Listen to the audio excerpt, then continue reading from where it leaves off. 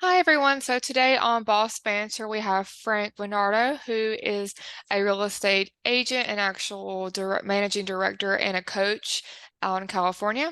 He manages two Keller Williams offices and he also has a coaching program.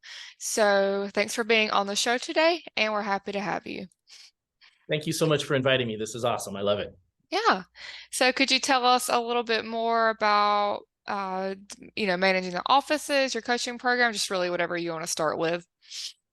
Absolutely. So I've been doing real estate for about 20 years, and I've been running Keller Williams offices since about 2016.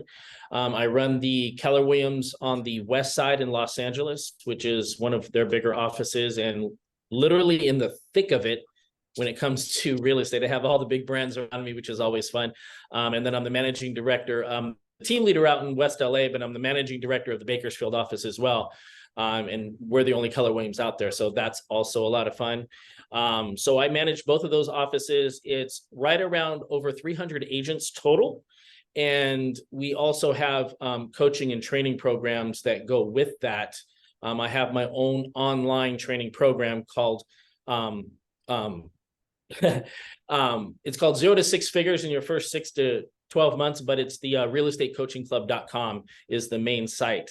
And I basically have an online solution to help agents that can't be a part of our office, because one of the things that I've done in my 20 years in real estate is that I realized that there's actually a science to real estate, and most agents, regardless of market, can make 6 figures in their first 6 to 12 months. And so when somebody joins my office, that's the number one thing I help them with, because if you ever talk to an agent and you say, what would you like to do in the next 12 months? They're like, I'd like to make 6 figures. And so we put together that program, and it's a very, very robust program, and it usually gets people to their goal as long as they put in the effort and put in the work. Okay, you said it's how what was the number again? I'm sorry, like 0 to 1 million or 0 to 6 figures. figures? Okay, Yep. 0 to 6 figures is what I thought. Yep. Okay. So that is an online program. You don't do any like in person So I do mentoring? in person. So Hmm. I try to get as many people involved as possible, just because one of my goals in real estate is to help as many people as I possibly can. And everybody in the world is not going to be able to be a part of my office. So I have the in-person coaching if you're a part of my office. And then I have the online portion. If someone wants to do one-on-one, like let's say they live in Florida or they live in Atlanta, they want to do a one-on-one, I have a solution for that as well. I just haven't advertised that. Gotcha. So it's just something they maybe happen to find or contact you directly or something that could be a possibility.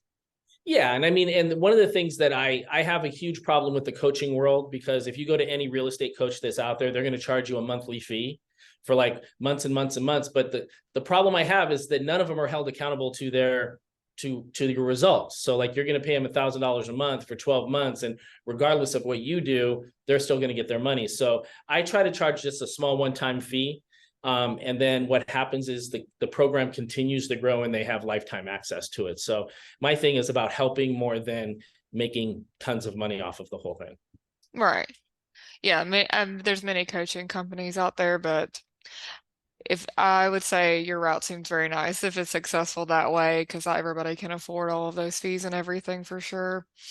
And you know what? I'm not trying to throw shade on other coaches, because one of the things that I tell agents is like all coaching works. All coaching Hmm. works.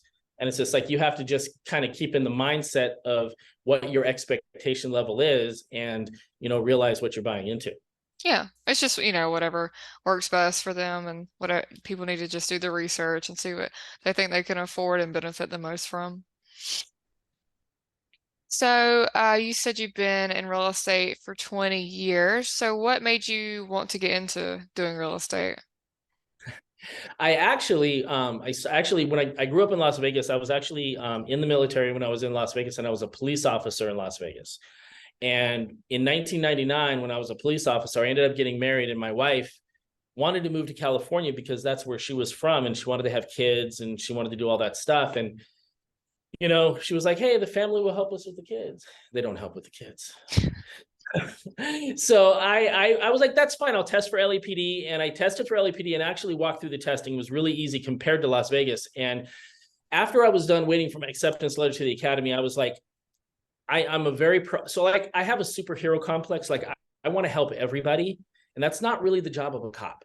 Mm-hmm. So I was afraid people in LA were going to be crazy enough to where I was just going to shoot people, and I didn't want to do that. So I decided that I was going to go to school. I got a degree in computers, and I was just trying to kind of find myself for the most part. And at one point, I'm working at this computer job, and I started watching real estate shows, and I watched, I read my first book that I not my first book that I ever read, but my first like entrepreneurial book I ever read was Rich Dad Poor Dad. Actually, Rich Dad Poor Dad. I have You know, it.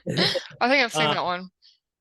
and it really got me thinking about real estate. And I always wanted. I have this huge growth mindset. Like I always want to grow. I always want to become better. I always want to do more. And so I started watching real estate shows and all of that stuff. And I figured I actually graduated with an Associate of Science degree in computer networking in 1 year. And I figured that, I did that. So like, I should just be able to take a crash course on the weekend to get my real estate license. And so took the crash course and I failed my first exam. I love telling that story because it proves that like anybody can do real estate. Ended up getting my real estate license and I just kind of fell in love with it. And I did some amazing things at the beginning of my career that kind of led to where I'm at today. Yeah, I saw that you also, I was just kind of looking at your LinkedIn. You worked with audio and production for a little while too. Where? You worked in like the audio and production industry. Is that correct? Um, I did. When I was younger, I did DJing and I had my own DJ company when I was in high school. So I had a Oh, company in high school? That's in high awesome. school. Yeah, Yeah. yeah. I have friends who do that now. We're in our mid-20s. But anyway, I saw that. I thought it was interesting on your LinkedIn.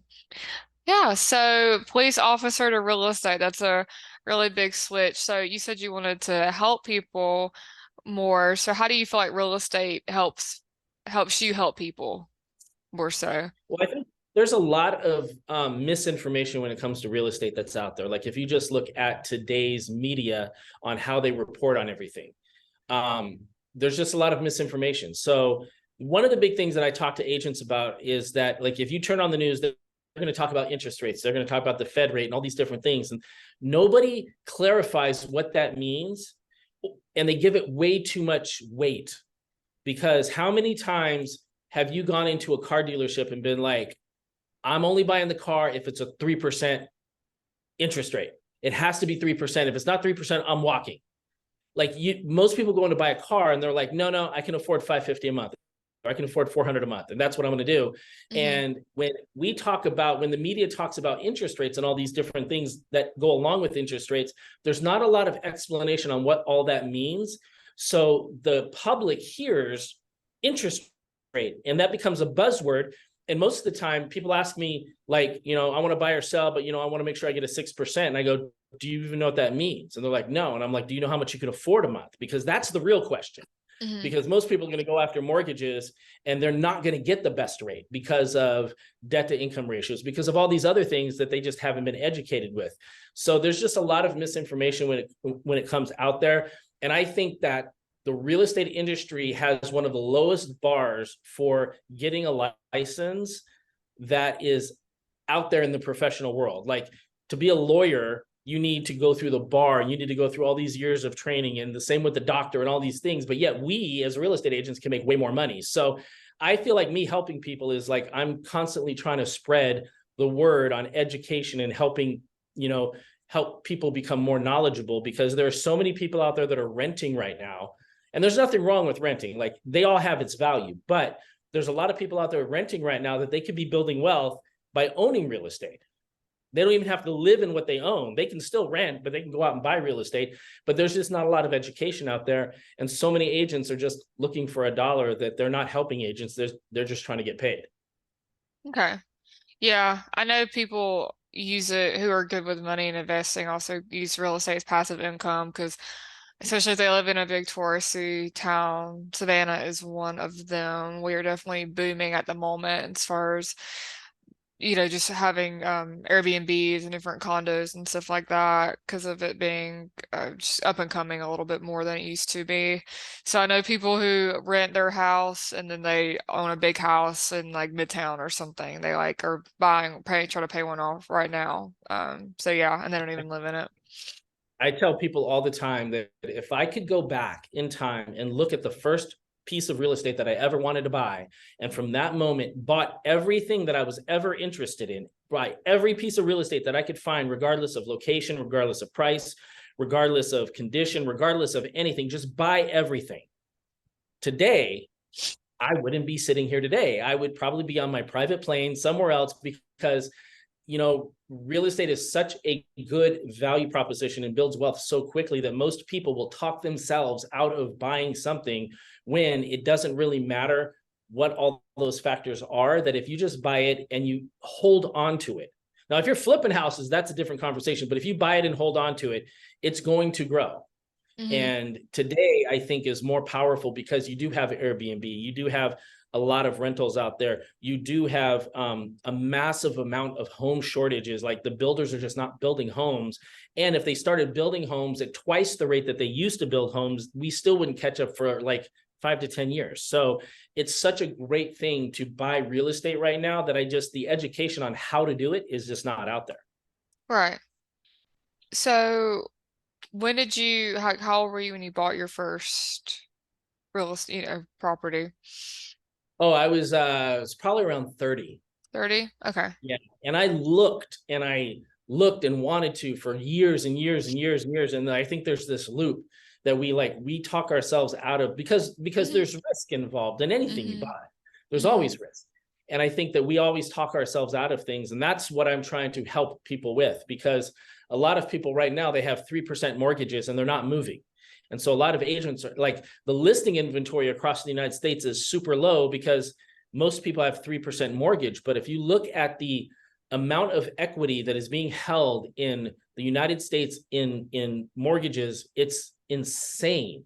I think it's in the trillions of dollars, and we have more equity in the United States than we've ever had. So what do you do with that? So what I'm trying to do is I'm trying to talk to my agents to say, listen, go talk to your people that have a 3% mortgage, they have $200,000 down. Like if they could take that $200,000 and go buy property, they're going to exponentially grow their net worth. And it's the best place to put it, because like in California, there are some places in the United States where property values are dropping, like 100%. So don't go there. But like in Los Angeles, like in the worst areas, some of the property values are still increasing by 5% year over year. And if you take those numbers equal to anything else, like the S&P 500, the NASDAQ, anything, you cannot put your money any place better than in real estate. It's just that most agents and most sellers don't know how that works. And it's really not super complicated. You just have to have the conversation and show someone the path. Yeah. So are a lot of people moving out of LA or California in general? Have you Yeah. noticed that? Yeah, I think more people are moving out of California than any place else. And I think it's a combination of different factors. I think it's a combination of politics, because our politics out here are just insane. The people Hmm. who run this state are like they're insane. It's I don't know how anybody can do business in California. And I think people are at a point to where they can get more for their home than they ever have been able to get.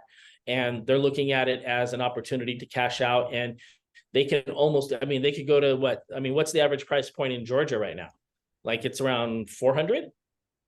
I believe, depending on the area and how Yeah. nice the house is, it's definitely spiked our real estate because a lot of people are moving from California to here, New York to here, a lot of the big metro areas because land is Well, in cheaper my down here. office, my average price point in my office is 1.5 million. So, Yeah. and that is a 3-bedroom, 2-bath, 1,700 square foot on the west side. I have condos going for millions of dollars. So people are seeing that opportunity. They're cashing out. They're moving to places that are just more economically friendly. Like there's great places in Texas that a lot of people are moving Hmm. to. I know I have friends that have moved to like Arkansas and they've gotten some. Now the winters out there, I don't know about all that, but they found great fields out there. I have friends in Georgia as well, and Florida. Like there's just so many amazing places to live besides California. And if you have a whole bunch of cash, you don't know if that, like, it takes one earthquake to make it all go away. So people have been cashing out and moving. And I think statistically, they've said that we've had a bigger exodus from California in the last number of years than we've ever seen. Wow. Yeah. Well, between, yeah, the fire, earthquakes, and all of that. I mean, it's, and then the politics, like you said, and then the growing like homelessness and some of the other things going on, definitely like becoming more appealing to move. I know Texas is one of the big ones too, because the real estate is not as, it's a little bit more economically friendly, I think. I heard Dallas is great. I mean, yeah, I Hmm. heard Dallas is great, and I have a friend that lives in Dallas that says Austin is the new East California, and I Yeah. know prices in Austin have gone up quite a bit, but it is a different atmosphere, and I think politically it's a lot easier for some people to swallow. Yeah, definitely. So, so you got into real estate to help people, you said. So what would you say is your favorite part about being in a director position? So my number one thing in life in general, in all aspects of my life, is growth. So I want to grow, and the only way I grow is by helping other people grow. So that's one of the reasons I put my coaching program together. That's the one reason I'm helping grow our office. I broke the recruiting record when it comes to growing this specific real estate office, and I've done that in other offices I've been at. But my big thing is showing agents the path on how to get to what their goal is, like six figures. And if you want to get to six figures, how do you get to seven figures? How do you do that? Like, there's a scientific way to do it, and it's a numbers game. And if you can understand how the numbers work, and over my 20 years, I've put that together for people. So I just want to see people and help people grow, because I read somewhere in a book, and it was talking about Einstein and people talking about, like, why are we here? Like, why are we on this planet? And Einstein answered it as, we are here to serve. And that kind of that hit me a little differently, because I'm a father, I have kids, and I have a wife, and I'm just always trying to grow. And it's like, the best way to grow is to help other people, and that's just another way of saying you're serving. And so I just want to grow, I want to help other people grow. And always take calls, and I always take calls from my agents just to answer questions, to help them with the path. I even have agents that are working with other companies outside the state that are calling me for advice and asking me questions all the time. And I'm totally fine with that. I love that, because I treat real estate is all about relationships. So I treat everybody the same way, because I never know when somebody's with another company or doing something else, when they're going to need something, or they're going to need to come back to me, or they're going to need help from me. And so it's all about the relationships, and it's not about the money. Yeah. Networking, your reputation, and then treating everybody the same is definitely very important. And you never know when you're going to see that person again, or if they're going to work with your company, or if they're with a competitor, and whoever, especially California, it's a big state, but it's a small world for It- sure. So, so you were only in real estate in California, not Las Vegas? No, I have a lot of friends that I've gotten referrals from in Las Vegas, but I've only been licensed in California. And I romanticized about having a license in California and in Nevada at one point, but Hmm. I I have my hands full in California. So I if bet so. anybody needs a referral for Las Vegas, I got you. But Gotcha. Okay. So are you still in a stage where you're doing a lot of prospecting and needing data, or are you just kind of referral based at this point, like in your industry, as far as like finding new properties and listings and everything? So on our personal team, we have thousands of leads, and my Hmm. partner, which is my wife, she is actually lead generating every day. She's been in the Okay. business about 17 years. She lead generates every day for new business, and I'd say 75% of our business is sphere of influence. About 10 to 15% is online leads, and then the rest is different things from our team and from us that come in. Like, we get random calls from internet leads all the time. Me personally, I'm always constantly reaching out and lead generating to grow the office, to grow the team, to help agents out and do that. So my day typically looks like I'm on the phone with agents and trying to recruit agents to our office and our team. And then my wife, for the 2 to 3 hours every morning consistently, is on the phone talking to buyers and sellers and trying to get business from that. Okay. And does your team use any like lead generation tools, or just like you said, like sphere of influence and the internet online So leads?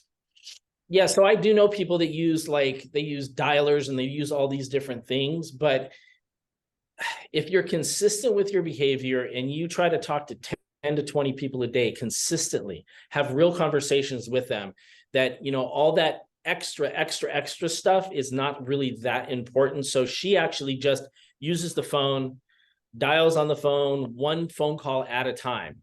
And she is super, dialed in on that and focuses on that every day. Now, I think when you get a larger team and you get enough prospects that, a lot of those tools can be beneficial. But what I found, it's more the consistency of the behavior than it is the actual action. Hmm. That's what I try to tell my agents, because agents come in and they're like, well, I'm going to call expireds. I'm going to do this. I'm going to do this. I'm like, why don't you talk to the people you already know first? Like, if you have a system, you put everybody in there first, and then you put all that extra stuff in there after that. And then you just have to follow up and be consistent. Yeah. Consistency is key, and it's just very relationship forming. So if you've been in the industry a while and you already have your way of doing things and it's working, then might as well just stick with that and continue to grow. So, what advice would you give any new real estate agents, or maybe someone who is thinking about starting in real estate, because you switched from, police work to this industry? That's kind of a big switch. So what advice would you give to someone who's thinking about switching from whatever said to going into real estate? So I would tell people to remember that they have a process. Like everybody, so like my program, it's called 0 to 6 figures in your first 6 to 12 months. The reason it's not called 0 to 6 figures in 6 months is because everybody has a process. And your process might take you 7 months. Somebody's process might take you 8 months. I know somebody that did 300,000 in their first 12 months. I did over 340,000 in my first 12 months, but everybody has a process. And the number one thing with that process is that if you focus on your sphere of influence and you grow that every day, that's going to be what makes you your hundreds of thousands, if not millions of dollars. So I always tell agents, when you start, you have to go slow to go fast. So you have to build your framework, you have to build your infrastructure. And I get agents that jump in and they go, I want to call expireds, I want to door knock, I want to do all these different things. And they end up trying to do 6 or 7 different things. They're not focusing on one thing. And then they end up getting burnt out in 3 to 6 months, when if they just take everybody they know, because this is what I explain to everybody. The average person knows about 300 people. And if you do the math on that, that's in the 6 figures, regardless of what market you're in. And if you take the average amount of people that you know, put them into your database and constantly follow up with them. And so like when an agent joins our office, we encourage them to do that, put them in the database. And then the key is that when you talk to people, when I sit down with an agent, I say, who's your best friend? And they go, oh, John's my best friend. I'll say, okay, how many times could you call John and say, you lead the call with, hey, John, do you want to buy or sell? Like, how many times would John take that phone call before he just started sending you to voicemail because you keep asking him to buy or sell? It's like, you don't talk to your best friend and ask him if he wants to buy or sell. But if John wants to buy or sell, he will absolutely call you because he's your best friend. So I give my agents a script to where the last thing they ever talk about with somebody is actually real estate. They just have to know that you're in real estate. And then I would tell new agents, take your sphere of influence, put them in a database, and constantly follow up with them with a system. You need a system. You need something that's going to talk to, follow up. And I think there's a misunderstanding on what follow-up is in the industry. And when someone on my team or someone in my database or someone in my office, I teach them to follow up 40 plus times a year with one person. So one person in my database gets hit over 40 times with different things. And it's very specific and very thought out on exactly how it works, because I mean, if I send you, if I never call you and I just start sending you emails every day, you're just going to unsubscribe or delete me because you're like, why are you spamming me with emails? But if I call you first, we have a real conversation, and then I send you an email, that's a whole different, the email actually has more value. Mm-hmm. So most agents, the number one thing that I get when agents join me is like, my sphere of influence, they already bought a house, they already own a house, they're not interested, they have bad credit. There's all these excuses of why your sphere of influence will not give you business when they have no knowledge of how it works. And the number one thing that I'd like to have all new agents know is that it's not about your sphere of influence buying or selling. It's about creating an advocate with that person, to where if somebody they know wants to buy or sell, they get referred out, and now you're growing your sphere of influence from the people that you know. We had a celebrity contact us because we had somebody in our sphere of influence who rented, had bad credit, never used us, but we had them in the database as if they were the best client you could ever think of. We communicated them like they were the best client, and they talked to this celebrity, and that person ended up contacting us. So it's not always about, is your sphere of influence ready to buy? Can they buy? Will they buy? You have to create that advocate in that person. And if you do that enough, your sphere of influence is going to grow exponentially. So your sphere of influence is just contacts that you've made over time. It's not necessarily any like data that you get from anywhere. So it's basically everybody that you know in the world. So when Okay. I sit agents down, I ask them, I say, if you had to put a number on it, how many people do you know in the entire world? And I've gotten answers from 50 to 5,000. And then when I get them to focus and dial in, it's always around the 300 mark. And I did not come up with that statistic, but the average person knows about 300 people.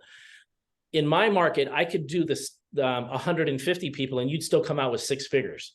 But it's like, what do you do with those people? Where do you put them? And how do you make that grow? And it's really not super hard to grow. And what I've done to kind of prove my point, because I will never tell anybody to do something I haven't done, I took out my high school yearbook. I took out my elementary school yearbook. I went to classmates.com and I started trying to reconnect with people that I literally have not spoken to in like 30 years. And I did. And I communicated with them, and they're in my database now, and I'm following up with them, and I'm getting referrals from them. And I think that most people are afraid to talk to people from 30 years ago, depending on how old they are. But I mean, unless you've made somebody homeless, like, you can probably reconnect and repair a relationship that you kind of messed up in the past. And there's enough people out there to where if you don't want to talk to somebody, you don't have to. But there's just so many resources to grow your sphere of influence that if you're patient with the process and you start making the contacts and you start following with people, it's really not super difficult at all. Yeah. Okay. So yeah, that's what that term means. I thought so, but I wasn't sure. But a lot of agents, when I've been to these conferences, they'll say that they usually start with their sphere of influence and then go from there as far as their prospecting needs go. Well, if you look at statistics, and I mean, that's kind of like, it's funny because when I was in high school and elementary school, like, I was never a numbers person. I hated math, but now that I'm older and I'm running businesses, like, I love math. And when you look at statistics, like, statistically, most agents in the entire United States, they get their business from their sphere of influence. Like, my office here on the West LA, I go through listings and sales in our team meeting every week. And I go, where did you get that client from? How did you meet that client? 90% of it is sphere of influence. I go to Bakersfield, which is a completely different market. It's literally the same conversation. So in my office, 90% of people who are doing business do it from sphere of influence.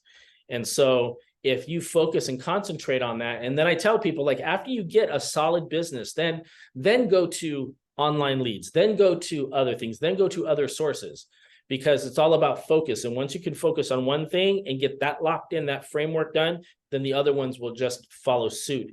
And then you just have to change the conversation a little bit. Cool. So if you could say or give any advice to yourself about 20 years ago when you were getting started in real estate, what would it be?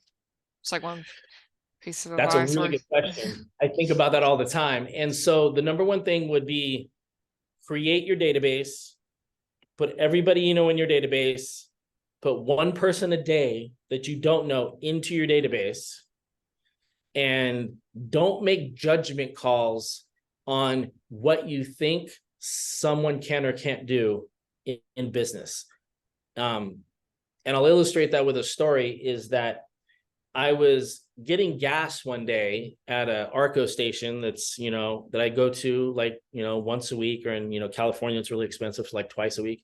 And I would see this guy behind the counter. He's the cashier, right? And I see the cashier all the time. We talk, we say hi, blah, blah, blah. I didn't really think much of it. And then one day I go in there and I get some chips and a drink. And there's this lady dressed very nicely, like almost yelling at the cashier. And she was doing it, I think, in Spanish. She was like, da, da, da, da, da, da, just go, like tearing them up. And I'm like, what is going on with that? And I walk back out to the car, I finish pumping my gas. I see her leave and I go back in and I'm like, hey, is everything okay? Like, well, that was crazy. Like, did you know her? He's like, oh yeah, she's a real estate agent. She's just trying to get me to sell one of my 5 houses in Palmdale. I was like, what? Wait a second. You're a cashier. You own 5 houses in Palmdale. In my mind, I thought he's a cashier. He doesn't own real estate. He probably rents. And so that was a screwed up mindset on my part, to where I did not realize that it doesn't matter who they are, what they do, or anything, that anybody has the ability to own real estate. And sometimes people have jobs just to have jobs, but they have, like, one of the greatest books I've ever read was The Millionaire Next Door. It's like, you just don't know who has what. So you don't discredit anybody. You find everybody, you put them in your database, even if you don't think they'll ever buy or sell. You make that person your best friend, you put them in your database, and you just constantly follow up with them. And that's how your business grows. So I would tell myself, grow your business every day, grow your database every day, and talk to your people every day. It's like literally put people in your database and you talk to your database every day. If you're consistent in that behavior, because I think prospecting, the number one killer of prospecting is lack of consistency. And I try to illustrate it with new agents when they come in, and I tell them, I go, listen, if I hired you to do a job, and I hired you so you can make money and I can make money 9 to 5, you had to be here and do whatever I told you to do for 5 days a week, and you showed up Monday 9 to 5, and then you did not show up Tuesday, and then you did not show up Wednesday, and you showed up Thursday to work half a day, and then you tried to show up Friday, how long would you keep that job? Probably not very long.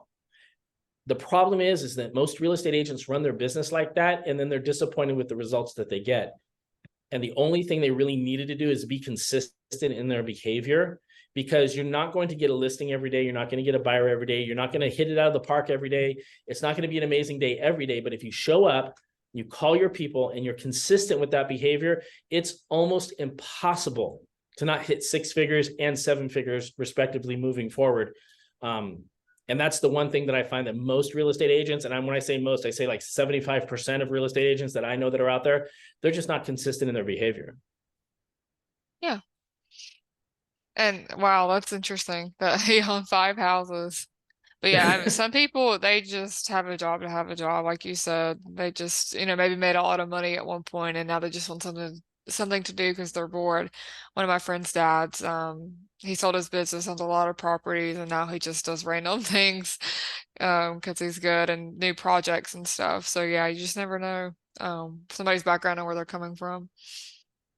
Well, I mean, if you save your money and you're patient with yourself, like there's a place, like there's almost like the average price point in Bakersfield is $350,000. Like if you take 20% of that, like you can save that if you have a decent job.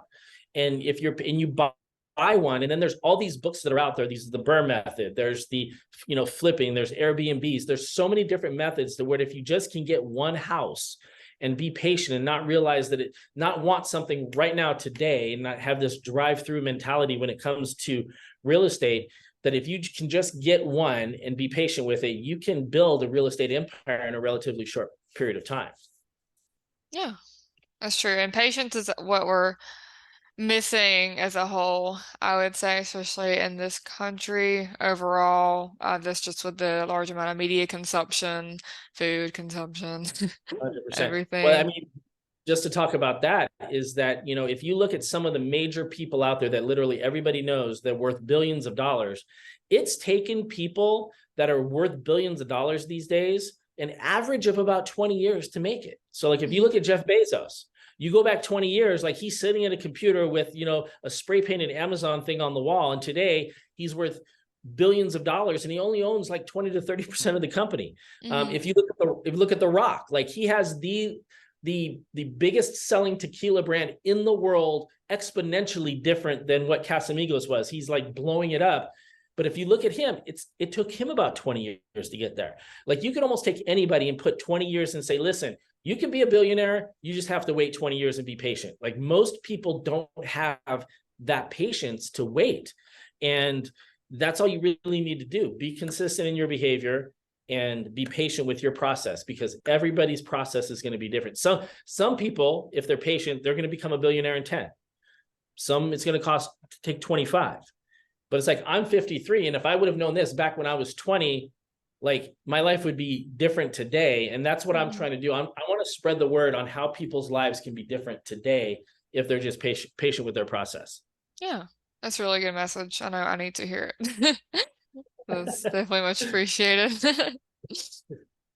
All right. Well, we're about the 30-minute mark, but do you have anything else that you would like to add or any advice to give any agents out there or just anybody watching in the community?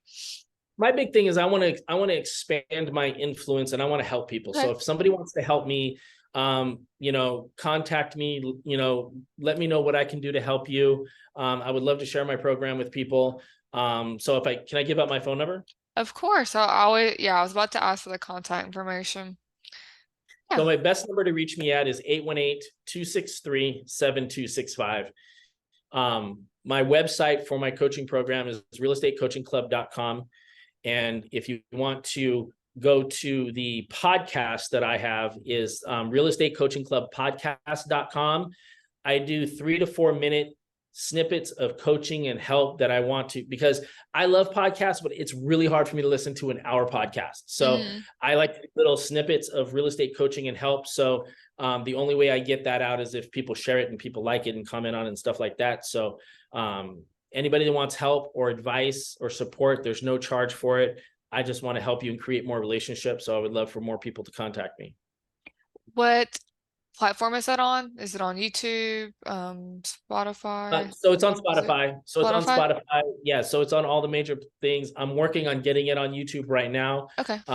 Real Estate Coaching Club. I do have some free training on the Real Estate Coaching Club Okay. website and on the YouTube channel. So you can find it Okay. there as well. And what is your YouTube It's handle? at Real Estate Coaching Club.